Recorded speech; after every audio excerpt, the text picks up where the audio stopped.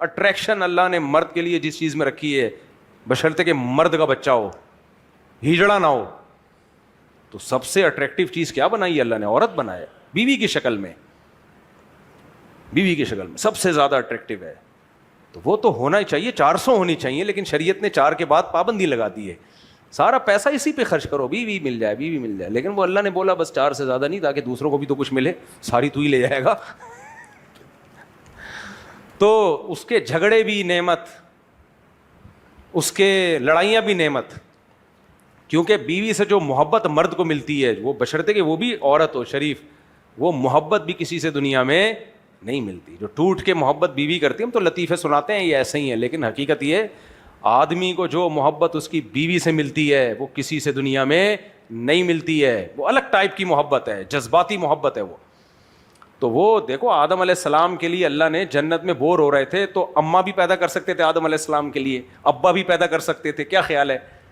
اللہ نے بیوی پیدا کی آدم علیہ السلام کے لیے. جنت میں آدم علیہ السلام نہروں میں، دودھ کی نہر، شہد کی نہر، بڑے بڑے باغات، لیکن بیگم کے بغیر کیسے لگ رہے تھے؟ پھیکے. شریک حیات کو پیدا کیا. اللہ دوست بھی پیدا کر سکتے تھے جنت میں. بھائی آپ جنت میں گئے، بور ہو رہے ہو، جمشید پیدا کر دیا آپ کے لیے، اس کے ساتھ ٹائم گزارو. کیا خیال ہے؟ بڑی بڑی مونچھوں والا، داڑھی والا جمشید ڈولے بنا کے آ رہا ہے، آپ بولے ہٹا بے. تو خالی گپ شپ کے لیے ٹھیک ہے، لیکن جو دل دینے کے لیے کیا ہے؟ اللہ نے بیوی کو بنایا ہے، تو وہ محبت ملتی ہے، اس سے اولاد بھی ملتی ہے، خاندان آباد ہوتا ہے. اولاد کی نعمت، بیٹوں کی بیٹیوں کی نعمت بھی کہاں سے ملتی ہے؟ اور گرل فرینڈ وہ آلٹرنیٹ نہیں ہے بیوی کا، کیونکہ گرل فرینڈ کو بھی پتا ہوتا ہے حرام رشتہ ہے، اس کے لاشعور میں یہ بات ہوتی ہے، اور اس رشتے کی کبھی بھی بریک اپ ہو سکتا ہے، اس میں خاندان انوالو نہیں ہے. 20 مسائل ہیں، تبھی تو بھنگی چماروں والا رشتہ ہے گرل فرینڈ اور بوائے فرینڈ کا. یہ تو گدھے گھوڑوں میں بھی ہوتا ہے، گدھے کے گدھی سے دوستی ہو جاتی ہے تھوڑے ٹائم کے لیے. تو اس لیے یہ جو میں پاگل نہیں ہوں جو میں اتنے آپ لوگ کو سمجھا رہا ہوتا ہوں. آپ سمجھتے ہو کہ مفتی صاحب کیا ہو گئے ہیں؟ پاگل ہو گئے، ان کا دماغ خراب ہو گیا ہے. دماغ آپ لوگ کا خراب ہو گیا ہے، میرا الحمدللہ سیٹ تھا، سیٹ ہے، اور اللہ سے امید ہے انشاءاللہ موت تک سیٹ رہے گا. آپ لوگ نہ خراب کر دو اپنی باتیں کرا کے مجھے، تو امید ہے انشاءاللہ سیٹ رہے گا.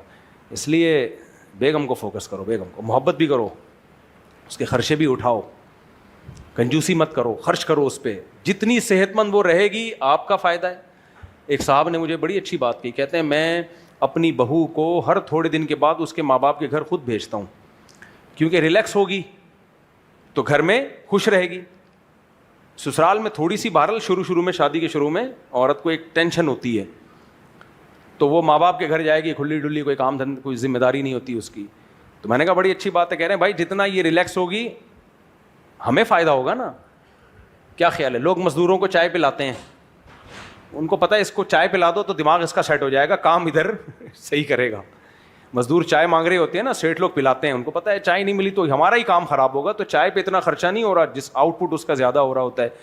تو اسی طرح ہر عقل مند چاہتا ہے کہ بھائی بیگم پہ خرچہ کرو گے، صحت اچھی ہوگی، آپ ہی کا مستقبل اچھا ہوگا. اور بیگم کو کنجوسی کر کے بچے تو پیدا کر رہے ہیں. میرے بچہ پیدا کرنے والا بیان سنا، کھلائی پلائی والا نہیں سنا لوگوں نے. بعض لوگ ایسے بھی کم بخت ہیں، کہتے ہیں بچے زیادہ ہونے چاہیے، لیکن بھائی بیگم کی صحت کا بھی خیال ہونا چاہیے، اس کے آرام